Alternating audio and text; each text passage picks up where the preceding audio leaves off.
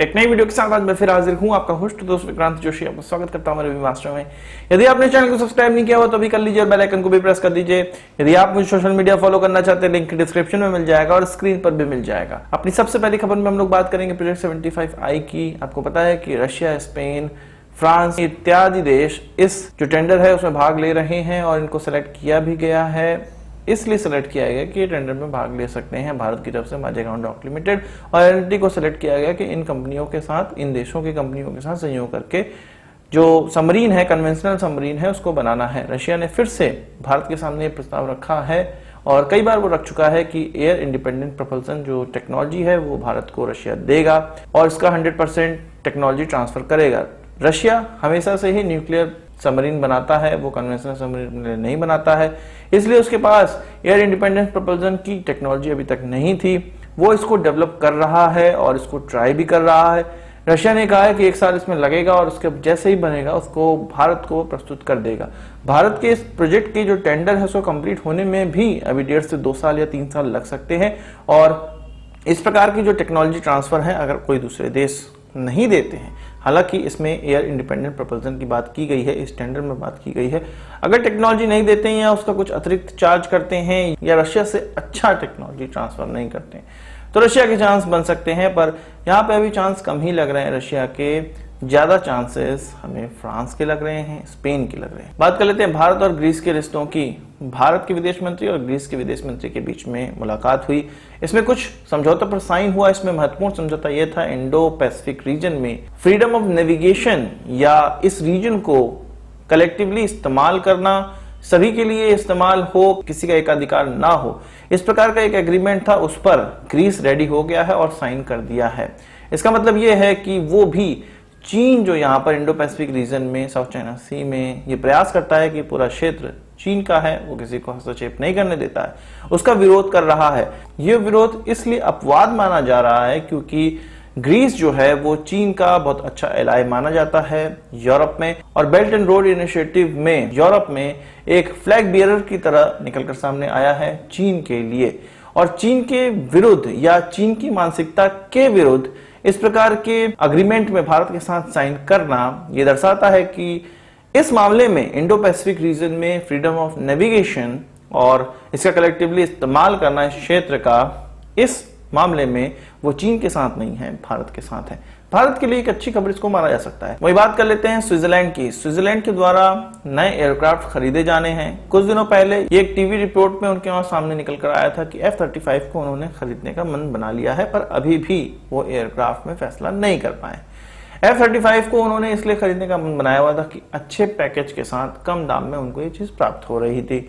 इसके अलावा F-18, Rafale और यूरोफाइटर टाइपून, ये एयरक्राफ्ट भी टेंडर में, दौड़ में शामिल थे और स्विट्जरलैंड इनको खरीदने का ज्यादा मन नहीं बना रहा था। फिर भी उनकी कैबिनेट में वोटिंग होनी है और तब जाके इनमें से किसी एयरक्राफ्ट को चुनना है। अब एयरबस स्विट्जरलैंड को लुभाने के लिए कह रहा है कि अगर यूरोफाइटर टाइपून स्विट्जरलैंड खरीदता है तो इसकी पूरी की पूरी असेंबली वो स्विट्जरलैंड में शिफ्ट करेंगे। वो स्विट्जरलैंड के सामने एक फाइनेंशियल डेटा भी रख रहे हैं जिसमें कि ये दर्शाया गया है कि ऑफसेट के माध्यम से वो लोकल कंपनियों को फायदा पहुंचाएंगे और जितना पैसा वो यानी कि स्विट्जरलैंड इस प्रोजेक्ट में लगा रहे हैं वो लोकल लोगों में बटेगा, उनमें डिस्ट्रीब्यूट होगा और लोकल लोगों को भी फायदा या लोकल कंपनियों को भी फायदा पहुंचाएगा। वहीं यूरोफाइटर टाइपून आप जानते हैं कि जर्मनी, इटली, इंग्लैंड यानी कि ब्रिटेन और स्पेन के द्वारा कलेक्टिवली एयरक्राफ्ट बनाया गया है। इन सभी देशों के डिफेंस मिनिस्टरों के द्वारा पत्र लिखा जा रहा है स्विट्जरलैंड को।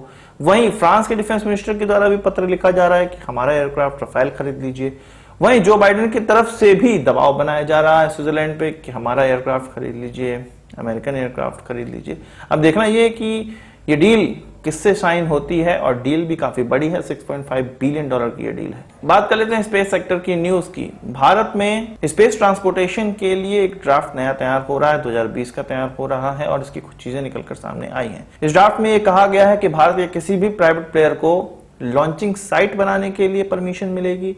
किसी भी लॉन्च साइट से प्राइवेट पार्टनर लॉन्च कर सकते हैं, चाहे वो भारत के अंदर या भारत के बाहर।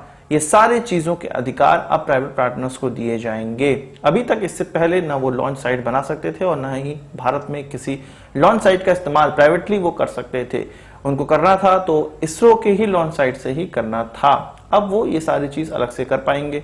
भारत में उनको अगर कोई लॉन्च करना है तो उसके लिए भारत सरकार से उनको परमिशन लेनी पड़ेगी, जो डिफाइंड बॉडी है उससे परमिशन उनको लेनी पड़ेगी। अगर वो भारत के बाहर कोई लॉन्च करते हैं तो उस लॉन्च के लिए भारत जिम्मेदार नहीं होगा। हाँ, भारत को उनको ये बताना जरूर होगा कि हम ये बाहर लॉन्च करने जा रहे हैं और इसकी परमिशन उनको लेनी पड़ेगी, पर भारत किसी भी प्रकार का अगर वो लोग कुछ गड़बड़ी कर देते हैं उसके लिए जिम्मेदार नहीं होगा, जो भारत के बाहर जो लॉन्च किए जा रहे होंगे इन प्राइवेट पार्टनर्स के द्वारा। भारत में ऐसी बहुत सी कंपनियां हैं जो कि लॉन्च साइट प्रोवाइड कर सकती हैं, उसको बना सकती हैं और लीज पर ऐसे लॉन्चर्स को दे सकती हैं या ऐसे लॉन्चिंग कंपनीज को दे सकती हैं जो कि इस प्रकार के रॉकेट बना चुके हैं जिनके द्वारा सैटेलाइट्स को अर्थ के ऑर्बिट में बैठाया जा सके। तो ये कलेक्टिवली पूरे के पूरे स्पेस सेक्टर के लिए एक अच्छी खबर मानी जा सकती है।